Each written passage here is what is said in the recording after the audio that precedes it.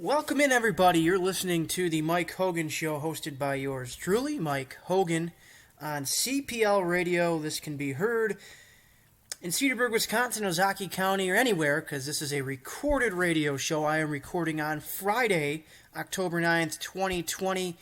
It's good to be back on the airways, folks, talking football with you all. This show can be heard on 6 p.m. on Saturdays, 11 a.m. on Sundays, just before the action kicks off in the afternoon, 12 Midwestern time, 1 Eastern time. That's when the games kick off on Sunday, and of course Sunday night games and Monday night games. But the good news is I'll be breaking down it all for you guys on this radio show that I'll record on Fridays. I'll try to have a guest on every week, and I'm happy to be back here. A couple of summers ago, if you remember, I used to record radio shows at the studio.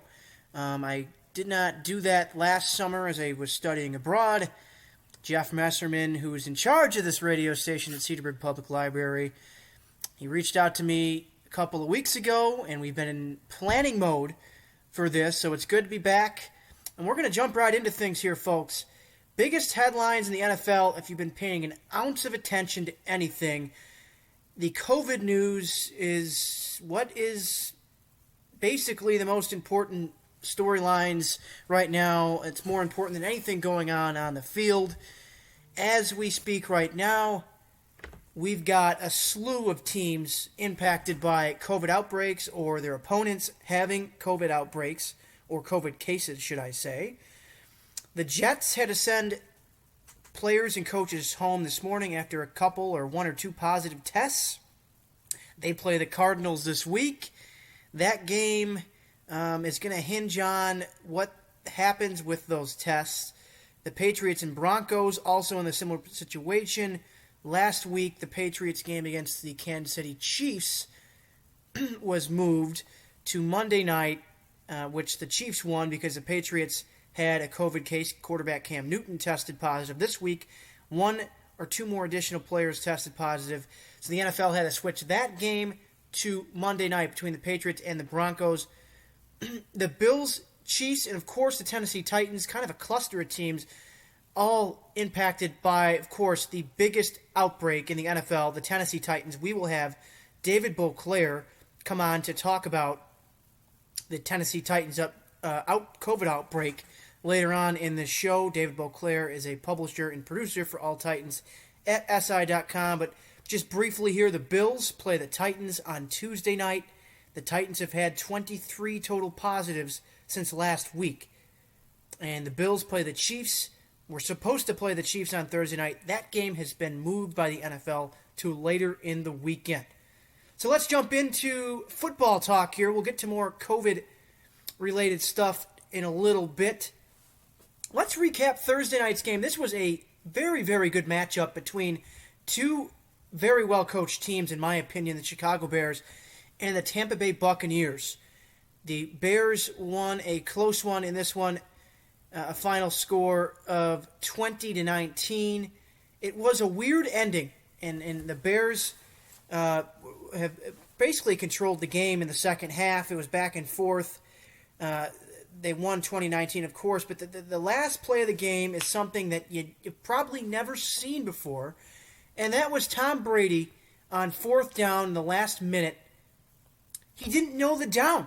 He did not know what was going on out there, and you're talking about the best quarterback of all time, have a total mental lapse and totally forget what situation his team was in.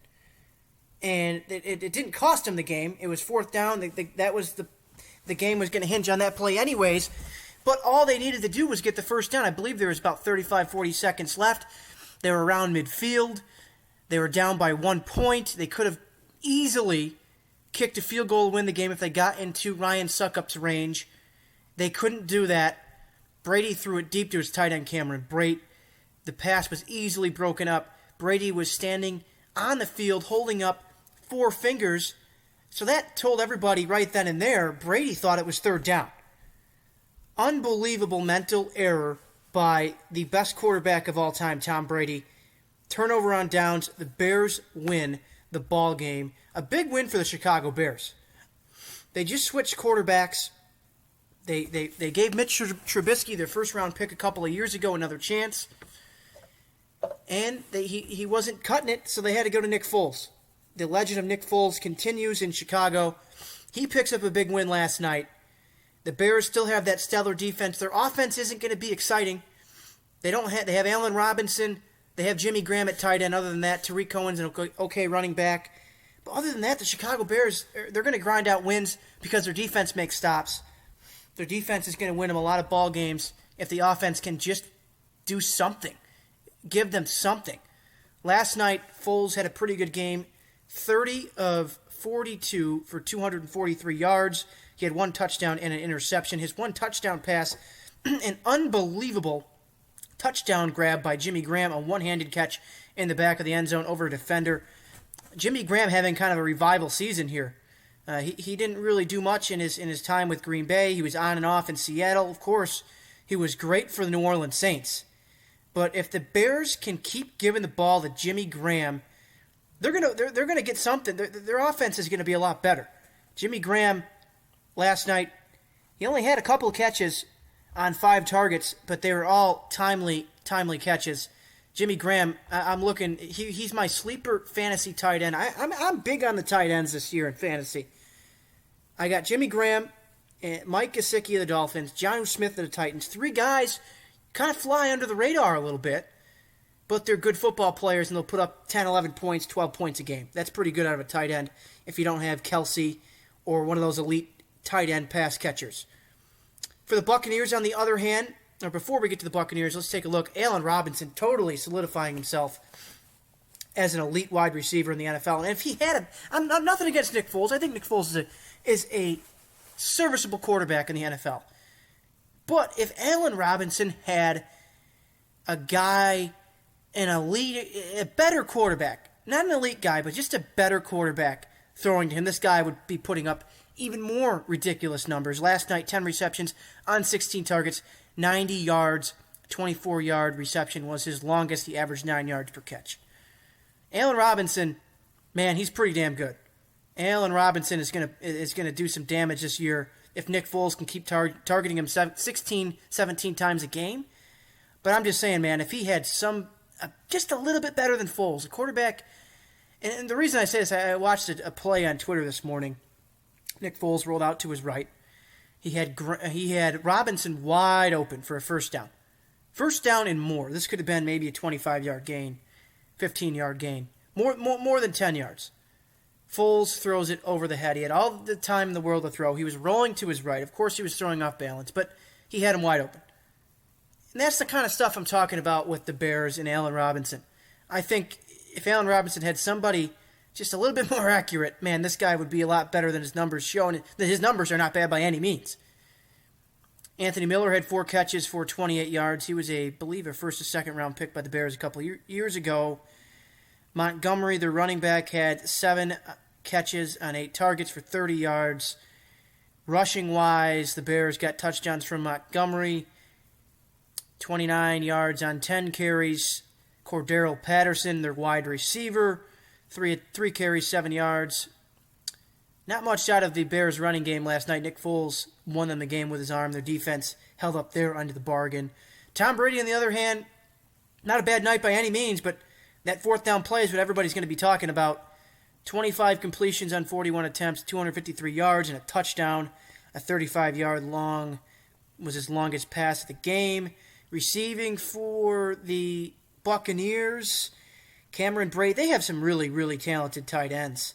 They have O.J. Howard, who didn't show up in the stat sheet last night. Rob Gronkowski. Those 3, pretty good tight end group right there. Those 3 guys could start on any team.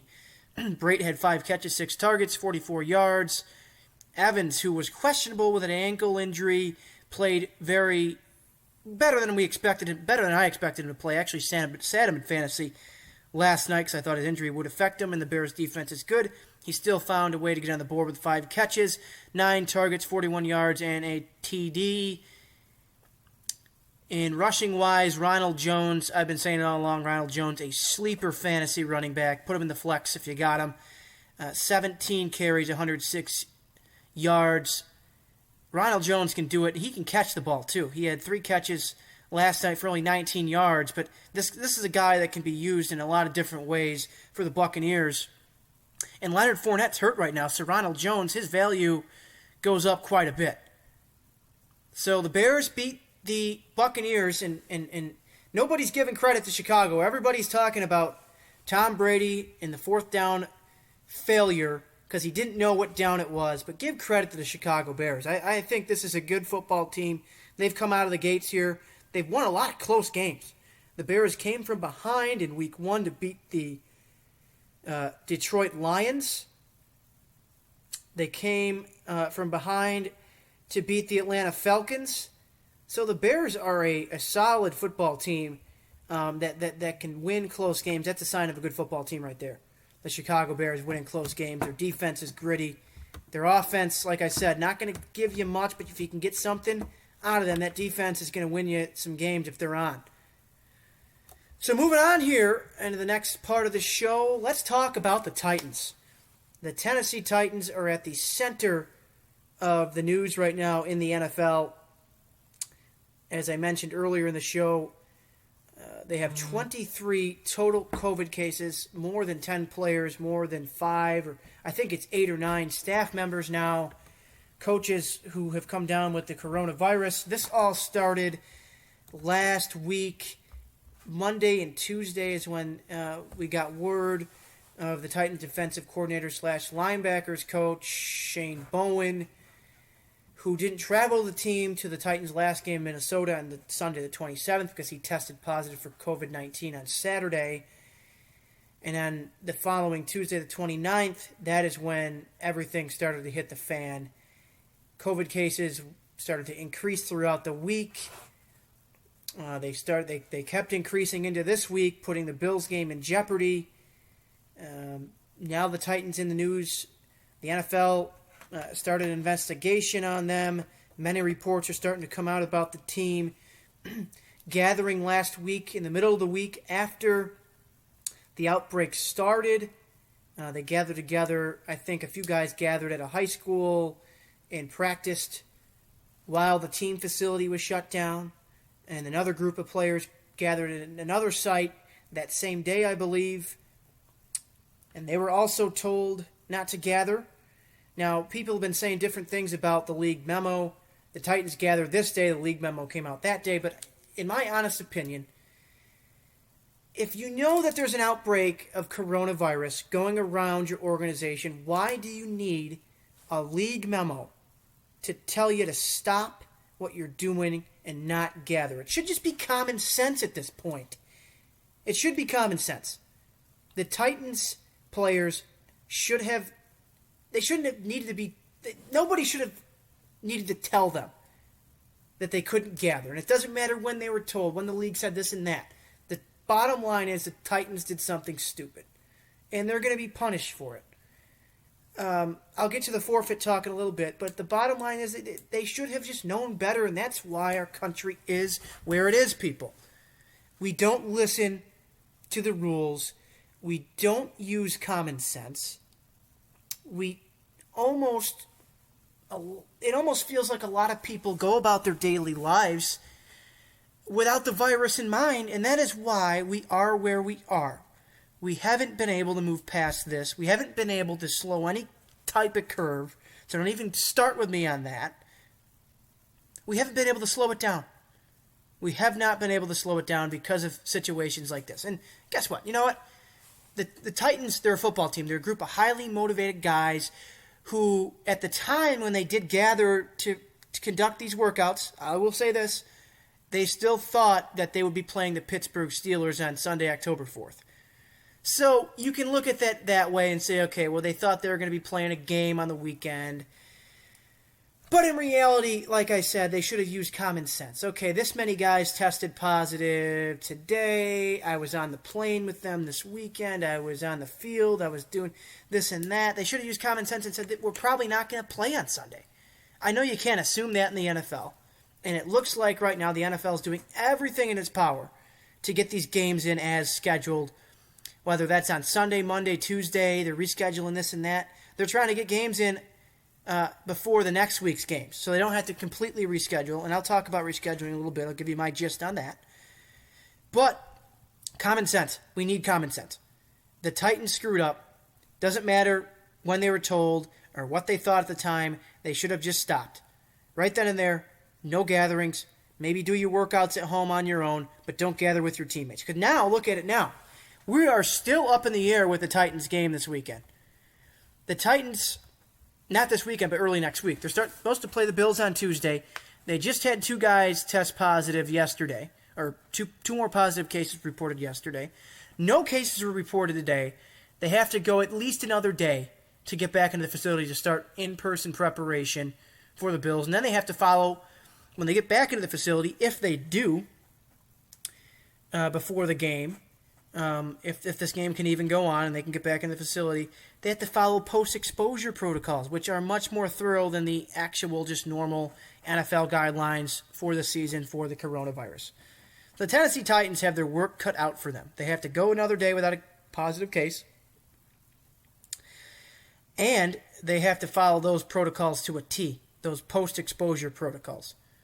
And, I hate to be a Debbie Downer, but if you had team gatherings last week, some of those guys that went to those gatherings, I don't know for sure, nobody knows for sure, but you have to think that some of those guys at those gatherings probably had the virus in their system, and they were spreading it to guys who maybe didn't have it, and maybe we'll have it later on this week, or maybe if we get to Monday or Tuesday, or we get to the day of the game, or Monday, the day before the game, and a guy tests positive. Because it takes 14 days sometimes.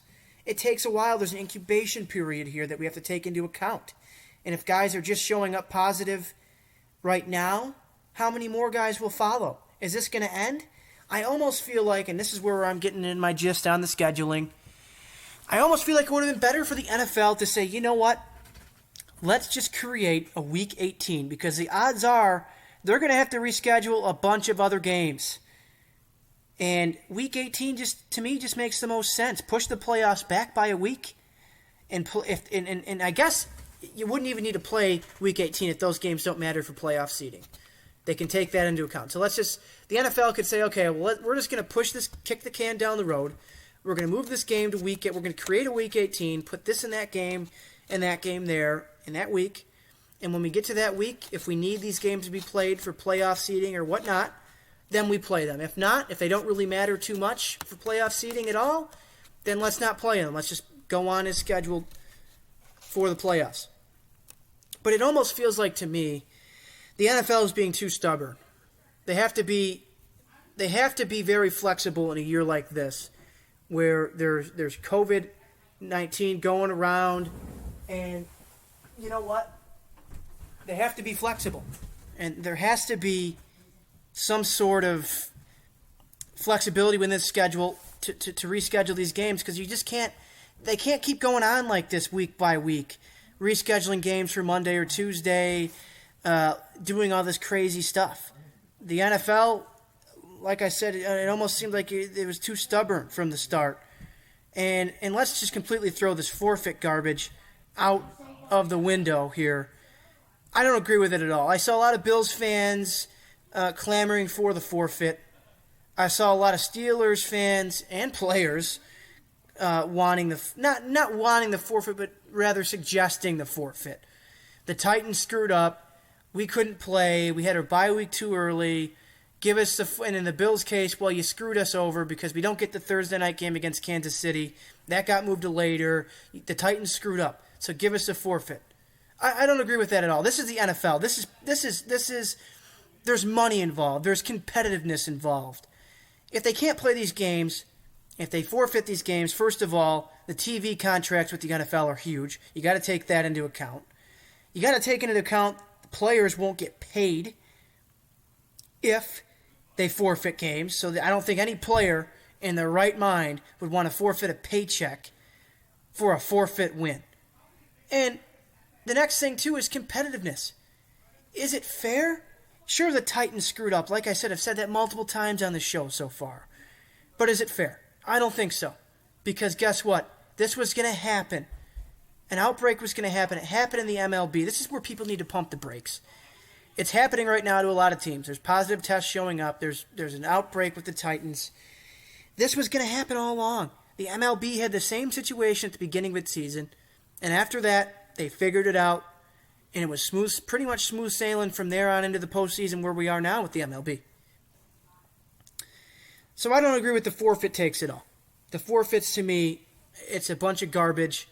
It's just a bunch of fans that want the easy way out. This is the NFL. This is the big leagues. There's no such thing as, oh, wait a minute, let's just forfeit the game because the other team can't show up. That's a bunch of little league garbage. We don't need that here in the NFL. That's just not going to fly. Not going to fly at all. For more on the Titans COVID outbreak, let's bring in publisher and producer for All Titans at SI.com, my colleague David Beauclair. David, thanks for joining me today. Oh, happy to be with you, Michael. So, David, we've seen this kind of unfold since the outbreak started with the Titans early last week. We've got more than 10 players on the COVID list, 8 staffers. The Titans seem to be in the news for all of the wrong reasons, breaking protocol, working out in groups when they weren't supposed to be. I'm just curious, what have you made of this whole situation, and do you think that this game is going to go on as scheduled on Tuesday? It's a really good question. There's a lot of time between now and Tuesday for another positive test. We're still within the window of the last time the Titans were together, at least in some measure as a group, or at least smaller groups, dating back to the day after the Minnesota game in an authorized way, and a day or two after that in an unauthorized way. We're still in that window where the COVID could show up in people if it's been passed around. And this is one of those things. It's another negative test, and this game's going to have to be postponed and pushed back into the season, or maybe the end of the regular season somewhere. So it's I would imagine everybody on both sides of this thing and in the league offices are holding their breath. Titans coach Mike Vrabel talked about you get the news on these test results at 4:30 every morning, and so I can imagine that he probably wakes up without an alarm about 10 after 4 every day right now, and starts checking his phone and waiting to see what those results are, and that will continue until the day of this game for sure. Now we've seen all the stories and reports about the Titans, not following the mask protocol and the players gathering to work out.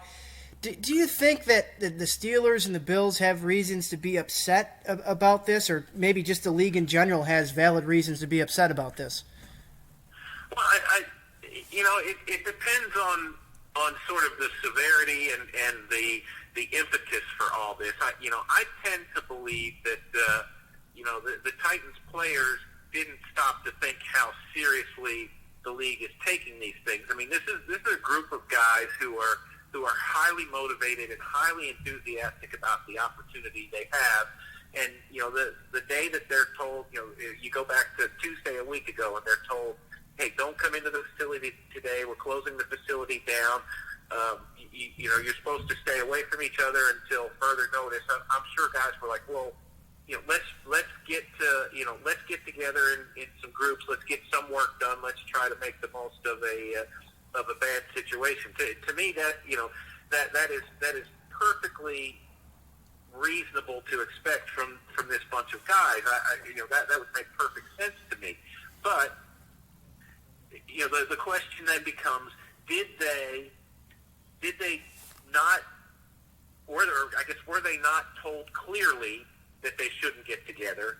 Were they told clearly and just said, screw it, we're going to do it anyway? Or were they told not to get together with sort of a wink and a nod, from the coaching staff and the general manager? And the answer really doesn't matter, because in any case, the NFL is going to find fault with the Titans and is going to punish the Titans. As for the rest of the league, this is what happens in a pandemic. I think we all sort of knew that by not playing in a bubble that this was going to happen to some team in some way. And are the Titans are the Titans any more responsible than anybody else for creating this mess? I don't know. I mean, it could be that all these positive results are the product of the time they spent together in Minnesota on the plane ride up there, in meetings the day before the game, in the locker room during the game, on the plane ride home and on the buses, all that. I mean, you could point the timing potentially to that. So, I don't know that the idea that the Titans should forfeit a game seems a bit ridiculous to me, because I think everybody knew going into this season that your adjustments were going to have to be made, and these are the most significant adjustments to date right now. But I'm not sure they're going to be the last ones the teams are going to have to make. You brought up a couple good points there with where this outbreak could have started. One of the things that kind of crossed my mind when really thinking about it, a lot of these players and coaches have kids that could be going to school. You don't know if these guys caught it from family members who were going to other places and whatnot. And another good point you brought up, this is a pandemic. The NFL had to expect something like this to happen at some point. My next question for you, David, do you think it would have been easier for the NFL just to create an extra week of the season and push the playoffs back? Well, I think that's still an option. It's my understanding that as long as the Super Bowl is played before the end of February, that the NFL satisfies its television contract requirements in that regard. And let's face it, everything that the NFL has done through the offseason, getting the season started, getting to this point, is done with the idea that it wants to provide the television inventory for which it is contracted, so that it can reap the financial rewards of providing that inventory, and which pays such a significant portion of all the bills for all the teams. It's still very much a possibility that there could be an 18th or even a 19th week in the regular season and push the playoffs back a little bit, and in order to accommodate whatever games might happen to be missed along the way. I mean, let's face it, we're a quarter of the way into the season. There's already been 5 games moved around to some degree, and there's possibility of more this weekend already. So it's at some point the league is going to run out of scheduling options if these sorts of issues continue. And they're going to have to add on to the regular season. Another possibility could be just the MLB did it playoff seedings and positionings by winning percentage. Do you also see that as maybe a possibility for the NFL? Yeah, that was written into the rules that were put in place along with all the COVID procedures and everything else. Among the things the league accounted for, it said that division winners will be determined this year based on winning percentage, and that screams that we recognize maybe not everybody's going to play the same amount of games. And you just look at this. You look at this Titans-Bills game that's scheduled for now Tuesday. These are 2 of the last 6 undefeated teams, and say this game doesn't happen now.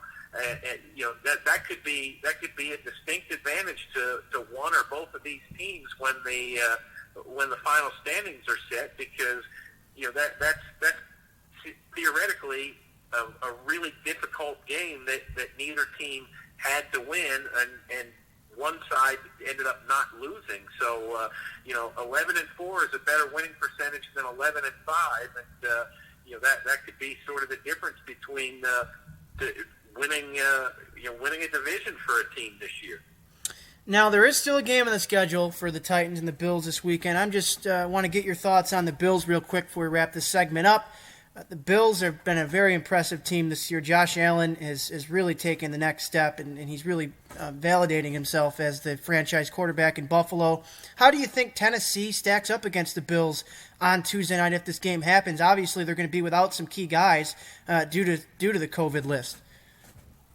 Yeah, I mean, even under the best of circumstances, this is one of these real odd things that I don't know I've ever seen come up in the NFL. But at least from teams that don't play in the same division. This is actually the third year in a row that the Titans and the Bills are meeting in Week 5 in this spot of the regular season. You go back to 2018. The Titans had won 3 in a row, and as a matter of fact, 3 close games, all by 3 points.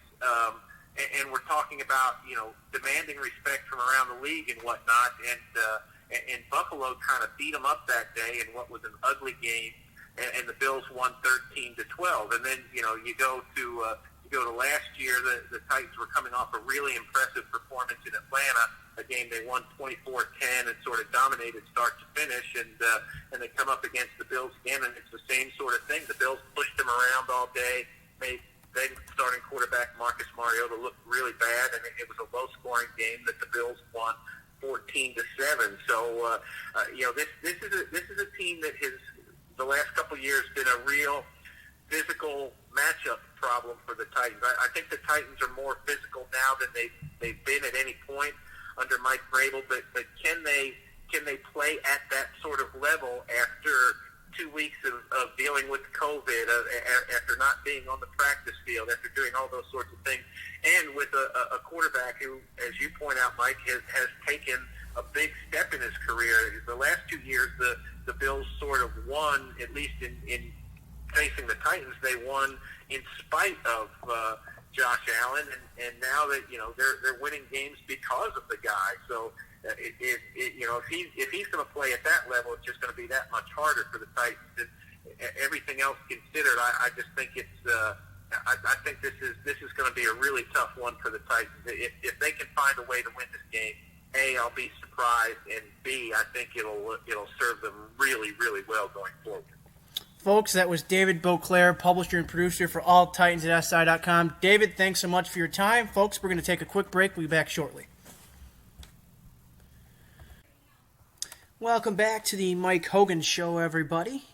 Thanks for tuning in. This can be heard at 6 p.m. on Saturdays, 11 a.m. on Sundays, just before the NFL action for the week kicks off at noon Central, 1 Eastern.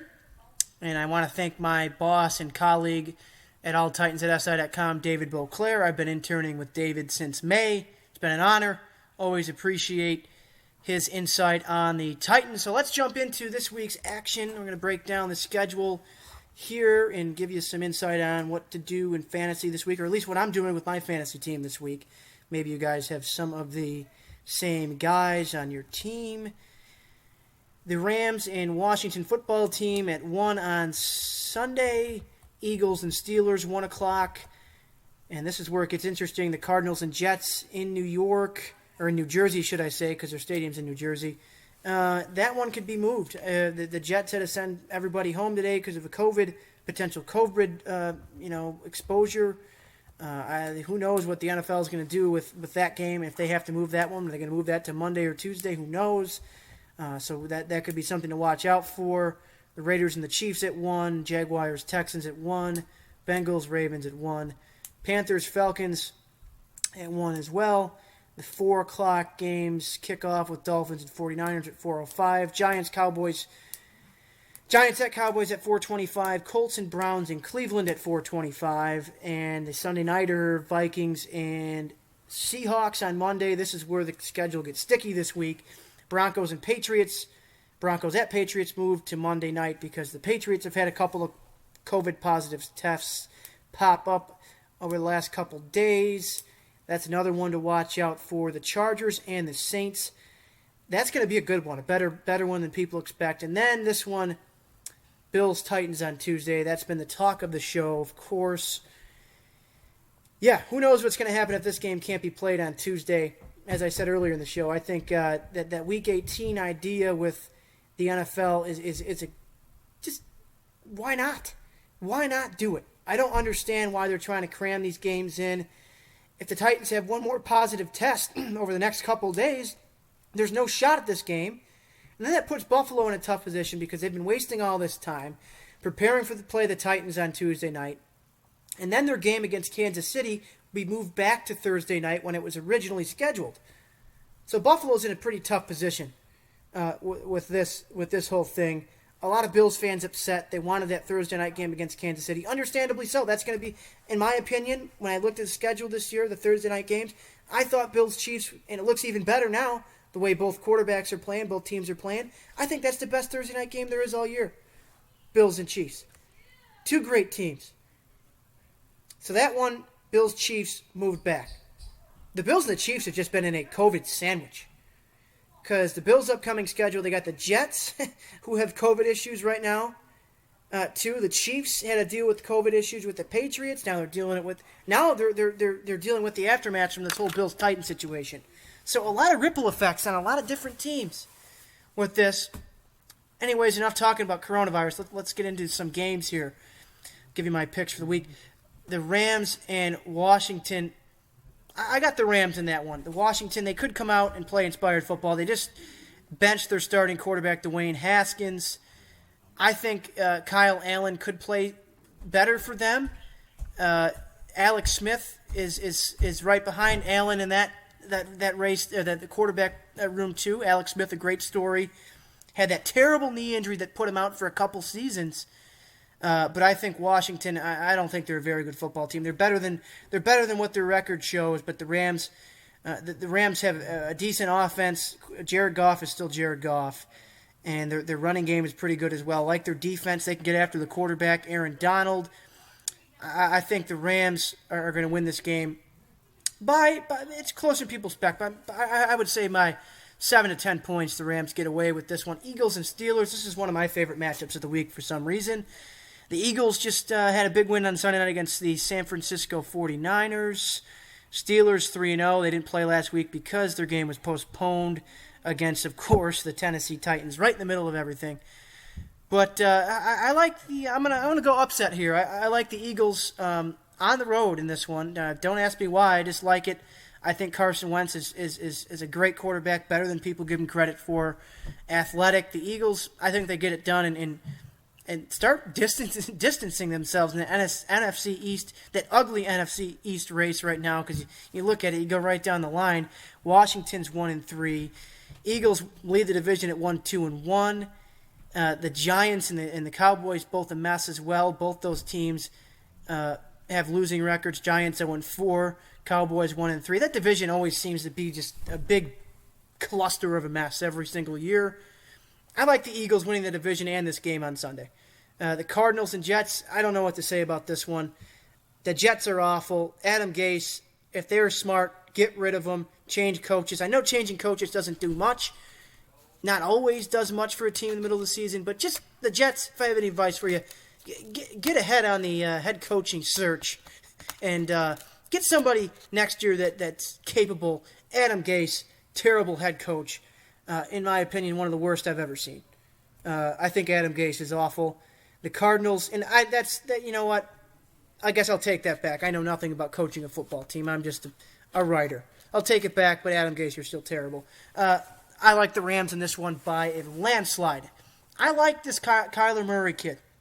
Undersized quarterback, but he's in the top 15 in rushing. No quarterback has ever won the rushing title. I follow the rushing title closely because a guy, Derrick Henry, King Henry, I cover him with the Titans at Titans@SI.com. I've been doing the rushing title rankings every week. I think Kyler Murray's a sleeper. If he can keep getting that many attempts a game running the football, I think don't be surprised if he finished in the top 10 or top 5. I'm not saying he's going to win it, but Kyler Murray just now with DeAndre Hopkins, they have that Kirk kid who is pretty good at wide receiver. Kenyon Drake, a good running back, a good steal for the Cardinals last year in Kenyon Drake. I like this Cardinals team a lot. Young, athletic. I wouldn't be surprised to see in the playoffs this year. Raiders and Chiefs, easy one there. I think the Raiders are a better football team than what people give them credit for. They're 2-2. They beat they started their season off with 2 straight wins, but they've lost 2 in a row, like the Chiefs by 14 or more in this one.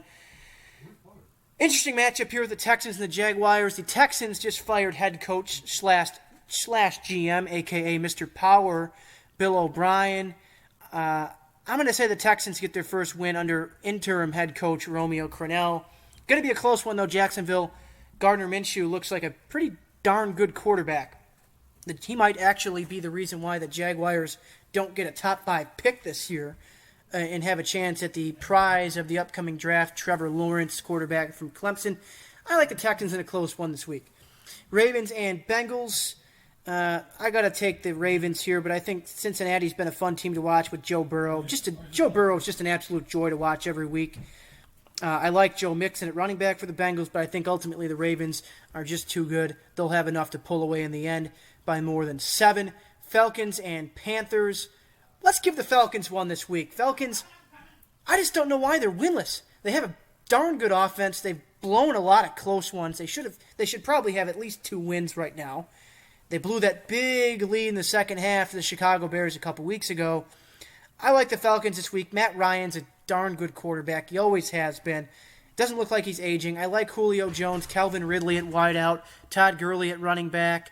I think they get one and saved head coach Dan Quinn's job this week. 49ers and Dolphins. This Dolphins team, also a fun team to watch. Let's just say that right then and there. Quarterback Ryan Fitzpatrick, the ageless wonder of Ryan Fitzpatrick. What is he on, his 8th or 9th team right now? Everywhere this guy goes, he finds his way into a starting job. And it's just unbelievable. And everywhere he goes, he puts up pretty good numbers. And I've always said this. Ryan Fitzpatrick is not a Hall of Fame quarterback by any means. But there is a special place in Canton, Ohio for Ryan Fitzpatrick. Absolutely. Put his picture on the wall somewhere. This guy means so much to this league. More than people think. I love Ryan Fitzpatrick. But I'm going to say the 49ers, they got Deebo Samuel back. Jimmy Garoppolo could start this week for them. They're starting to get some injured guys back. I think the 49ers get it rolling here against the Dolphins at home. Giants and Cowboys. Man, I want to pick the Giants so bad in this one, but I'd look stupid for doing that. I'm going to go Cowboys.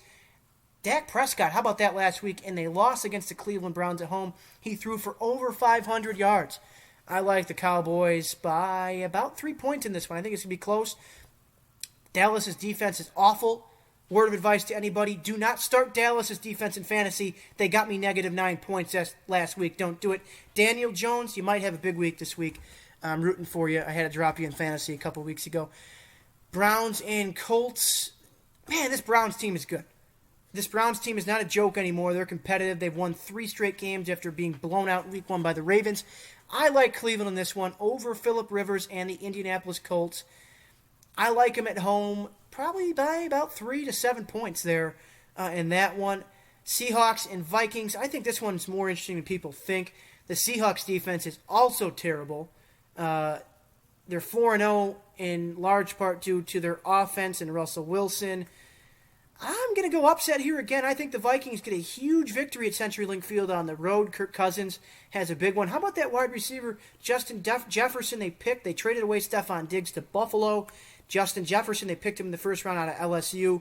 He's had some pretty big catches this year. I think they get him involved against an awful Seahawks secondary. I like the Vikings this week. Dalvin Cook, running back, could have a big week as well.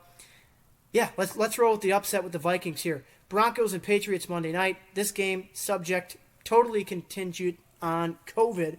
What happens with the Patriots if they have any more cases? This game could go by the wayside and move to a later date this season. I like the Patriots in this one. The Patriots still aren't the Patriots they were with Tom Brady. They've lost a lot of guys. They lost some key guys on their defense due to COVID-19 related opt-outs. I like the Patriots this week over the Broncos. The Broncos, of course, they're kind of in a revolving door with quarterback right now. Drew Lock is hurt.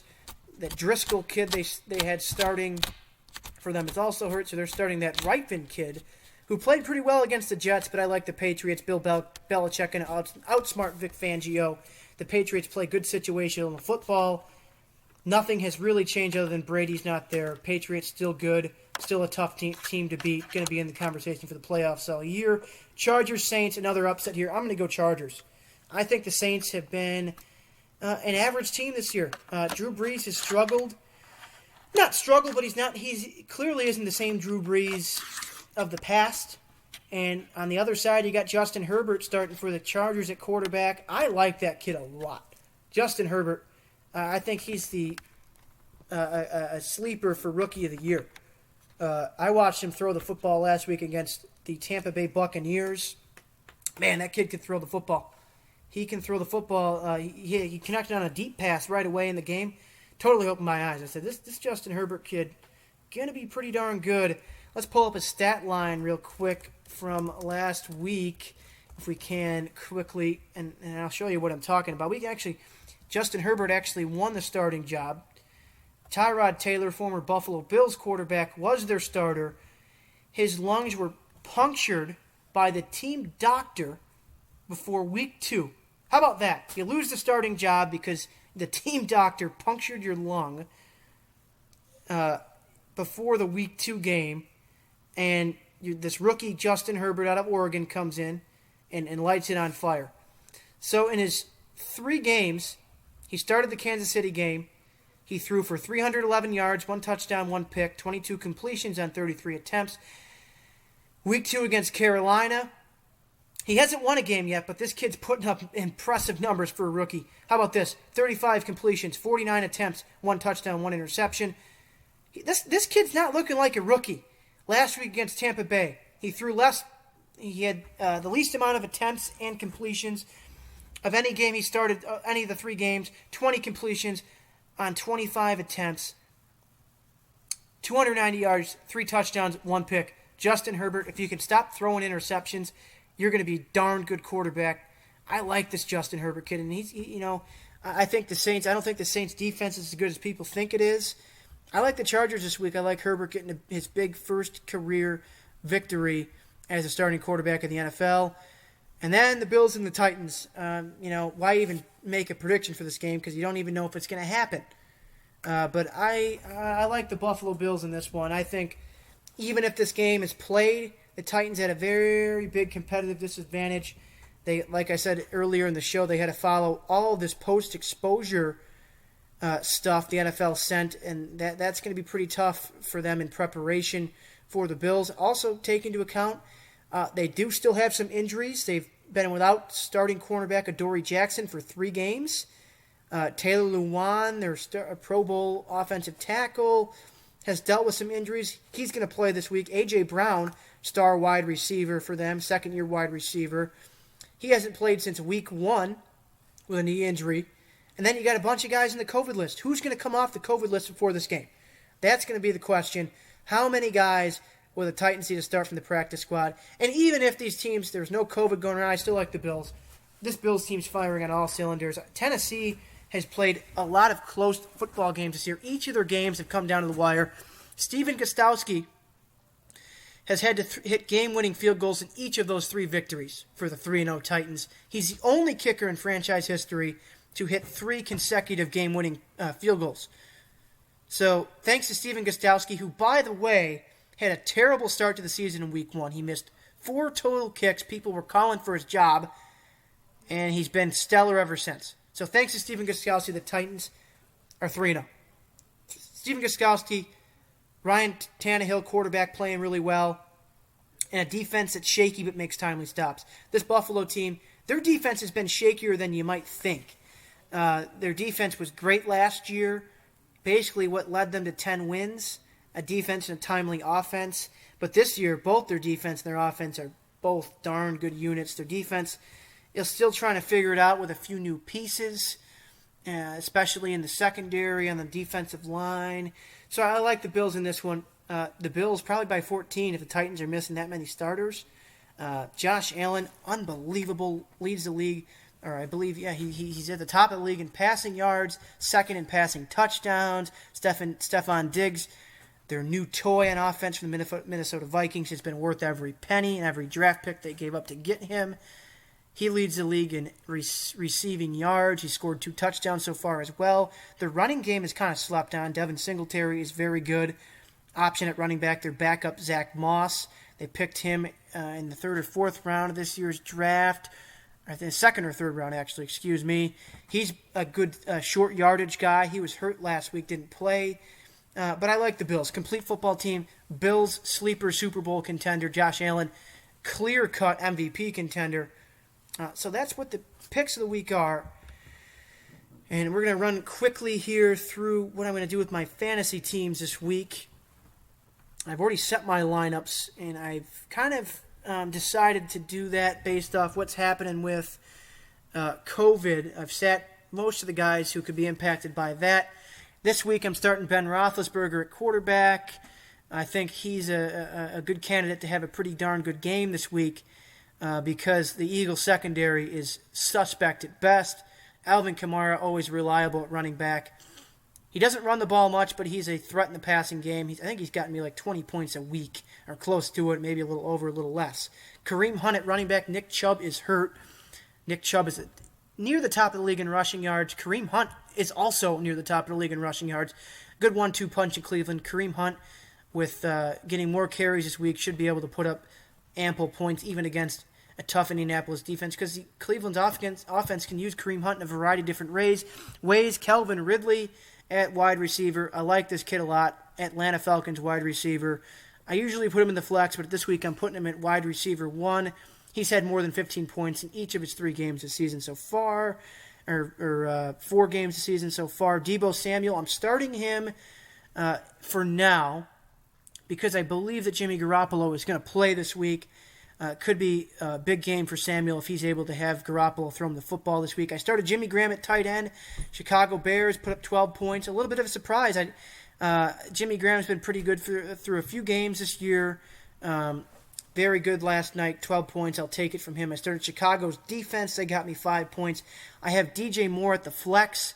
Atlanta's secondary hasn't been great this year. I think DJ Moore could finally have me a good game. So if you have DJ Moore, start him. Chris Boswell at kicker. I'll go through some of the guys I decided to sit. I decided to sit Mike Evans. I probably should have started him. He put up 15 points. Jonathan Taylor, I decided to sit. I think Cleveland can stop the run pretty well. I wouldn't be surprised if Jonathan Taylor proves me wrong this week. Of course, people in Wisconsin know him well. Very talented running back from the University of Wisconsin. Jarvis Landry, have him on the bench. He's honestly the biggest hit-or-miss guy in fantasy football, in my opinion. He can come out and have 20, 30-point game, or he could disappoint you and only put up 8 points. So I sat Landry this week. I decided I'd roll with one Cleveland Brown player, and that was Kareem Hunt. Sitting McCole Hardman, another guy who's hit or miss. It's either he puts up Patrick Mahomes gets in the ball 5 or 6 times a game for 3 touchdowns or nothing. Aaron Rodgers, of course, the Packers are on a bye week. Mark Ingram, sitting him, just too inconsistent. Good guy to have on the bench for when the other running backs are on bye weeks. Scotty Miller, decided to pick him up off of waivers this week. If you picked him up as well, I suggest you keep him. He didn't put up any points last night, but he's a good slot option for the Tampa Bay Buccaneers. I like Scotty Miller a lot. Undersized wide receiver. Kind of reminds you of an Edelman Amendola guy. Brady used to throw to those guys. Wes Welker, kind of guy like that. I like Scotty Miller. Keep him if you have him. Didn't start him this week because I didn't think he would play very well against Chicago. My other fantasy team, this is a league where it gets pretty tough because you have a lot of guys in one league. This is like one of those 15 to 20 team leagues, and you only get maybe 3, 4, 5 good players, so you got to be smart about your draft picks.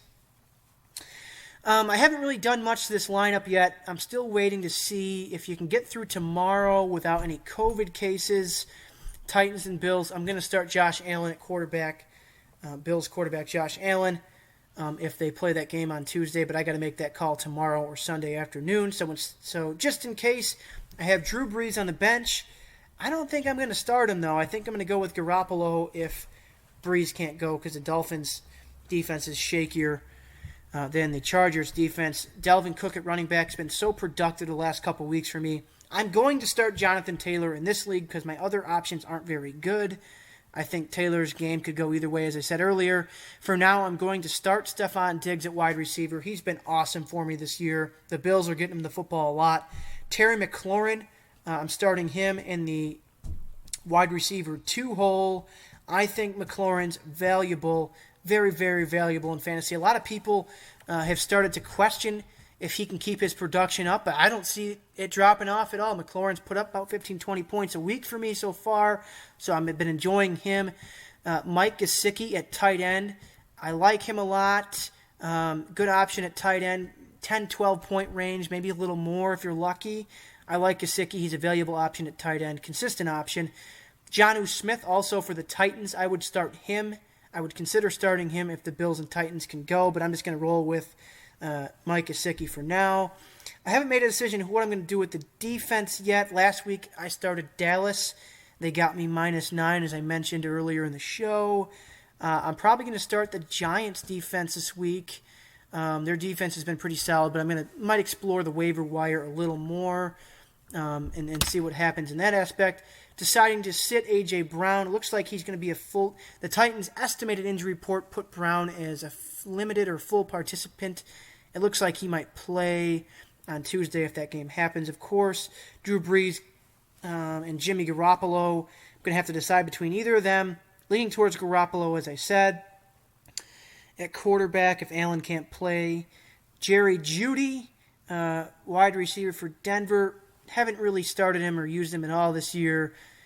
He has been putting up about 8 to 10 points per game. Darius Slayton, wide receiver for the Giants. Talk about a really big disappointment. I might drop Darius Slayton soon. Scotty Miller also picked him up in this league as well. Like I said, keep him around for another week or so and see what happens with Scotty Miller. So that's what I'm doing in fantasy this week. And that brings us to the end of the first episode of the Mike Hogan Show. Thank you very much for listening. This show, again, can be heard on CPL Radio, 6 o'clock Central on Saturdays, 11 Central a.m. on Sundays.